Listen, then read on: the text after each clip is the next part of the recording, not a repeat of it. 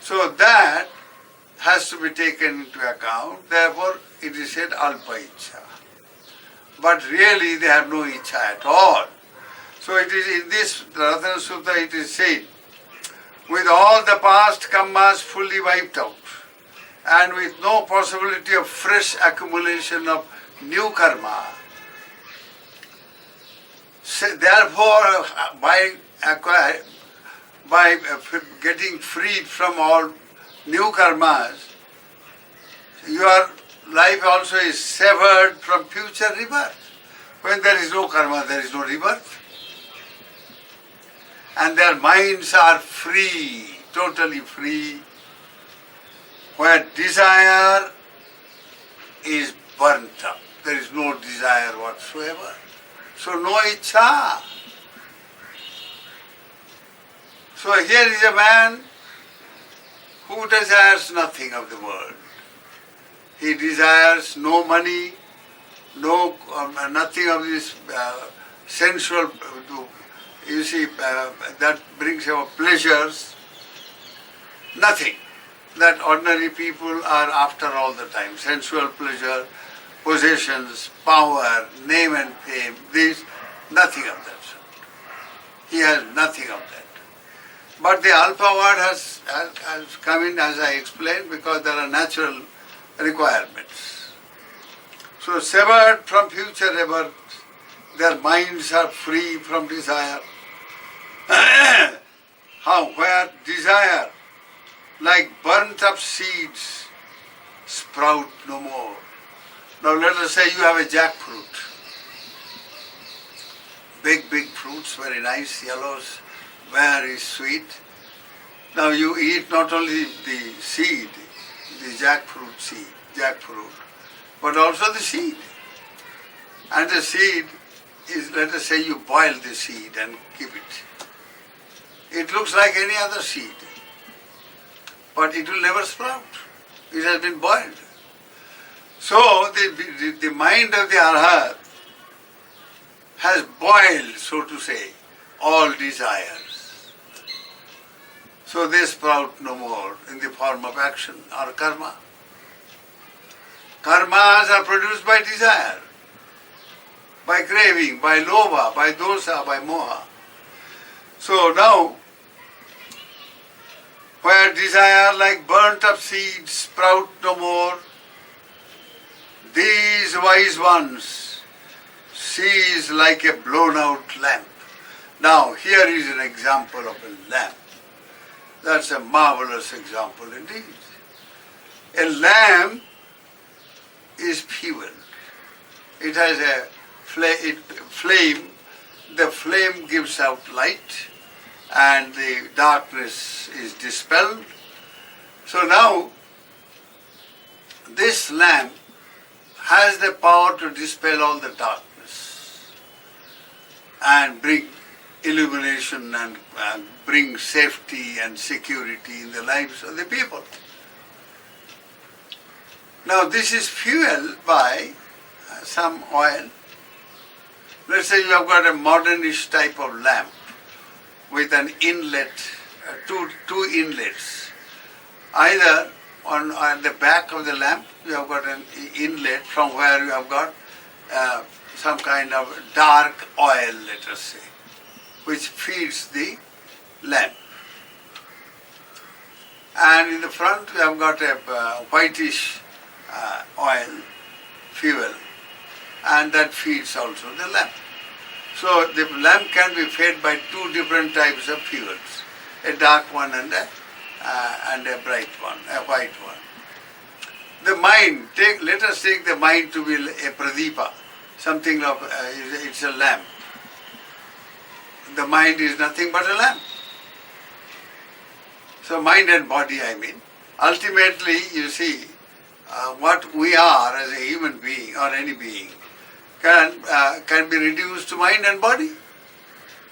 The other things are concepts, like soul and self and this and that. All those things are mere mental constructs.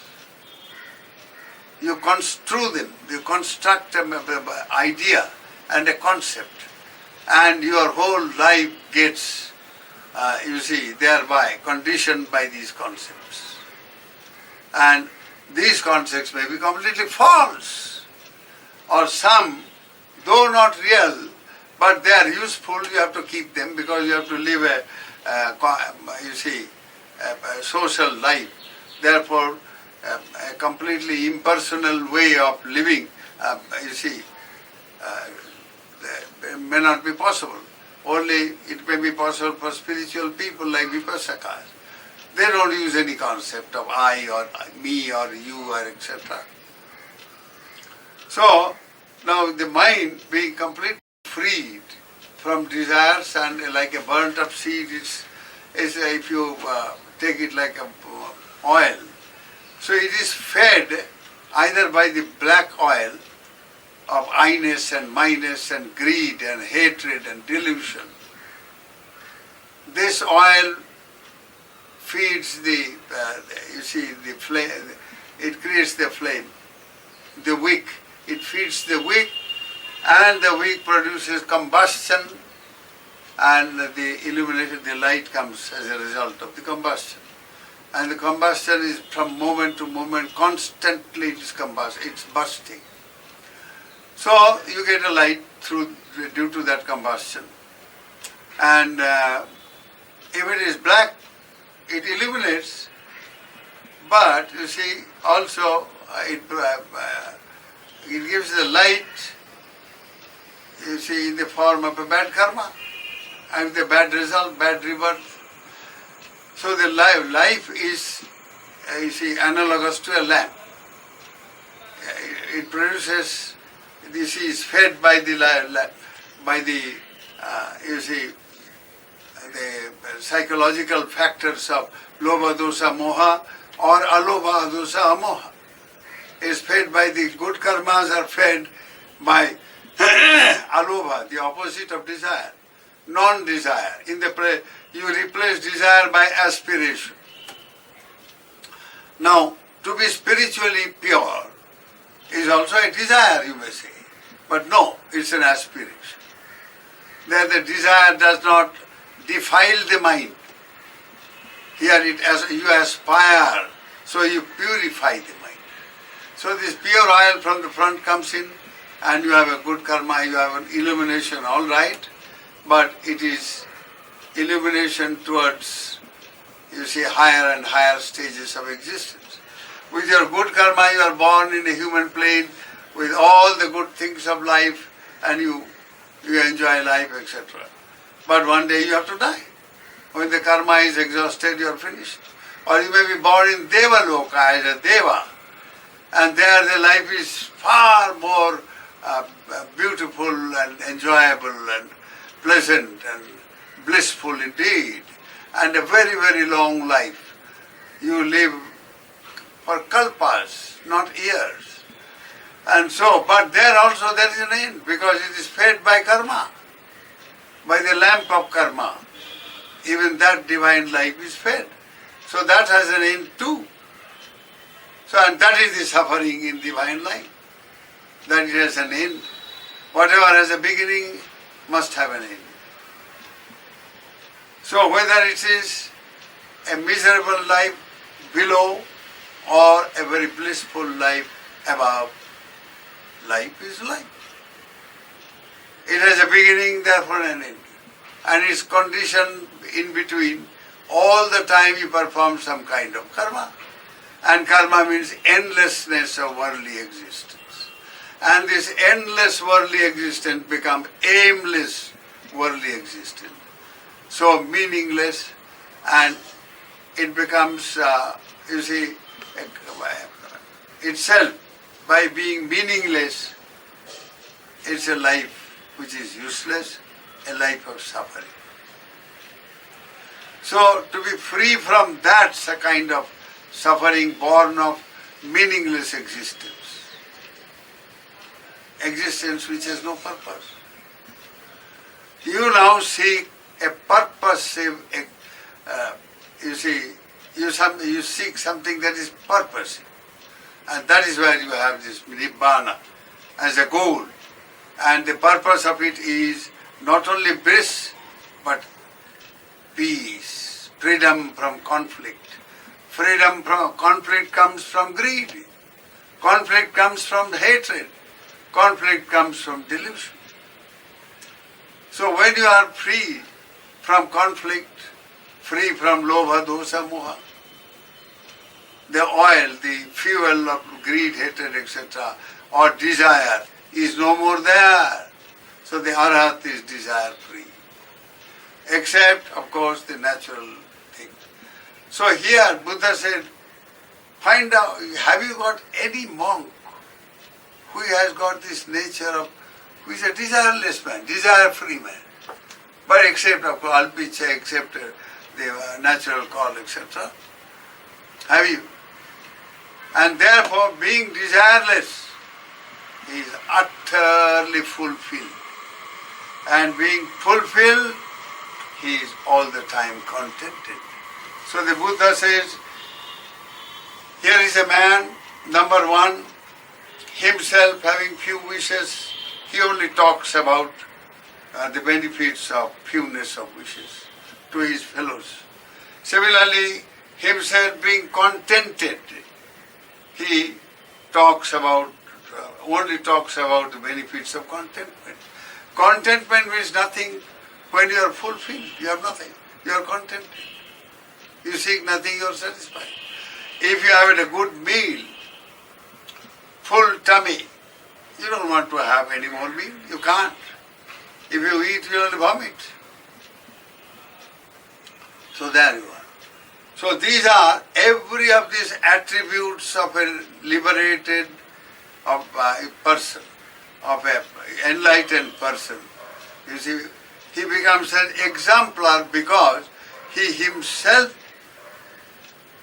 you see, is endowed with all these Nibbanic qualities, and he talks only about Nibbanic qualities, so that others also may become free and liberated.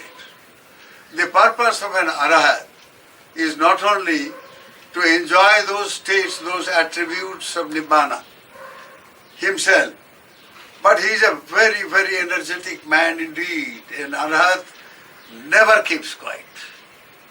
Never. Buddha, he slept 2 hours. Out of 24 hours, only 2 hours. 22 hours he was busy. And not for himself, for the world. All the time. So here all the qualities that he spells out, now the 10 of them, I will read out. You will see progressively that each of these reflect the quality of Nibbana. And not only the Arahat himself enjoys those qualities, or he embodies the embodiment of those qualities, but his whole life is dedicated to the promotion of those qualities in others.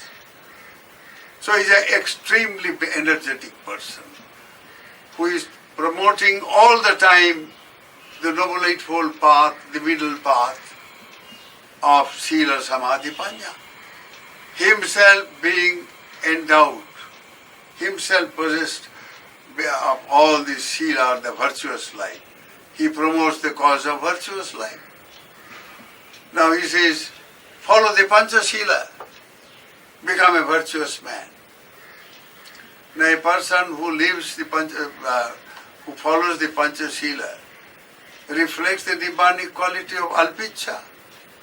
Now a man who is practicing Panchashila fully and well, he doesn't want to kill any animal to eat. He doesn't want to steal somebody's property or misappropriate somebody, or he doesn't want to be a corrupt man and steal somebody else's money in that way. And the society is to that extent is very happy, very contented, very untroubled, because there is nobody to, you see, like a shark eating, depriving him all the time. So, himself, I will read out all the 10 and you can see how the life of an Arahat is. Not only he embodies those qualities of Nibbana, but he promotes them in everyone. Himself having few wishes, he talks to the fellow monks on the benefits of the fewness of wishes. Himself contented, he talks to the fellow monks only about the benefits of contentment. Himself secluded. Now, when you are contented, you don't want to be in a company and all sorts of making noise and this. No, get involved with karmas and bad things. No. You prefer to remain secluded, alone, and to be calm and enjoy the nibbanic qualities within yourself, and be alone and aloof and unnecessarily getting involved with others. No. Though you love, you see, a desireless life, contented life, a life of seclusion, and devoted to meditation and deep thinking and contemplating about Nibbana, about metta, about universal love, doing good, how to promote happiness of others, and so on. Though you can do that only in seclusion and when you are alone, not in a company. Yet, the fifth one, he says, he himself aloof, himself secluded, etc., and talking, yet he himself is extremely energetic. He talks to the fellow monks only about the benefits of arousing energy, spiritual effort, spiritual energy. Himself possessed of virtue, he talks to others about acquiring virtue. That requires a lot of energy, a lot of involvement. Himself having attained meditative concentration, he talks to others only about attaining meditative concentration, practicing meditation. Himself having attained wisdom, he talks only about attaining wisdom. Not merely knowledge, but more than that.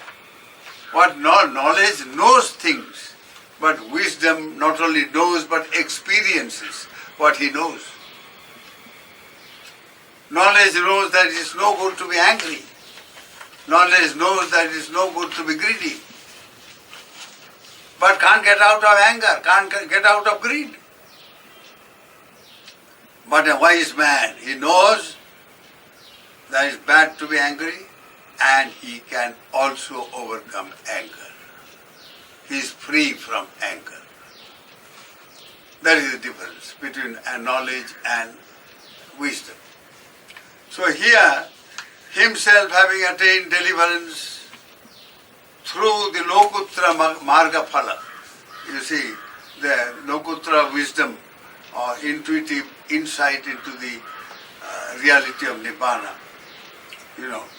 he himself has attained deliverance through wisdom, and he talks only about attaining deliverance. Similarly, himself having attained the knowledge and vision of deliverance. Vision here means actual experience. Mentally, he actually experiences that Nibbanic state all the time. And so the vision of deliverance. He also talks to others only about the benefit of attaining the knowledge and vision of deliverance. Nibbana is deliverance from suffering. So he, as an embodiment of Nibbana, as a, model, so to say, of the middle path approach to Nibbana, he is the best person to advise, the best guide, the best instructor, the best person who urges you towards Nibbana, the best person who rouses and encourages you to walk on the middle path and attain Nibbana. So here the first part of the sutta, the Buddha asks about who is that monk who actually is a model of the middle path approach and therefore an embodiment of the qualities of Nibbana. Then there are some monks, they say, well, yes, we have got one like that. Bhante, Venerable Sir, Lord, we have got one. Who is that? Mantani Putta, Purna Mantani Putta, Mantrani Putra.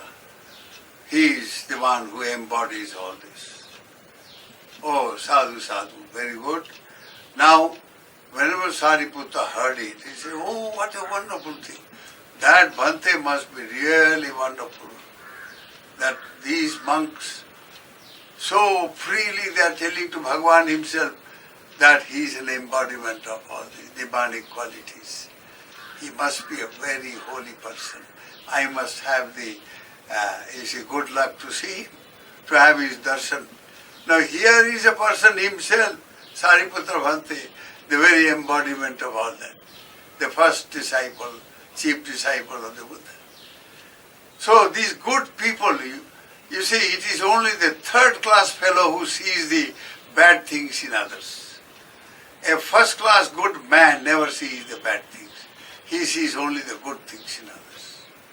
Sariputra Bhante, he never got jealous that somebody is being praised. He was very happy. He said, oh my goodness, I must have a darshan of such a person. Be good and see good, and you become the embodiment of good. May the grace of Bhagavan Buddha, the very embodiment of highest goodness, may those goodness come into you. May you all be happy. May you be endowed with these Nibbanic qualities. Sukhino bhavantu. Now before I complete, I have got a task. Ananda has put that on my head. I don't know how far it is, but I have to go to it. Now here is a book. I have to now, it's a book called Buddha, written by one Upasaka, very good Upasaka. Here is a book and I am supposed to open it. Actually this is not the forum which I should do that. It should be done there in the temple by Ananda or those monks themselves. But now they have put it. Now how can I say no? But in future I will never do it. So here is the work.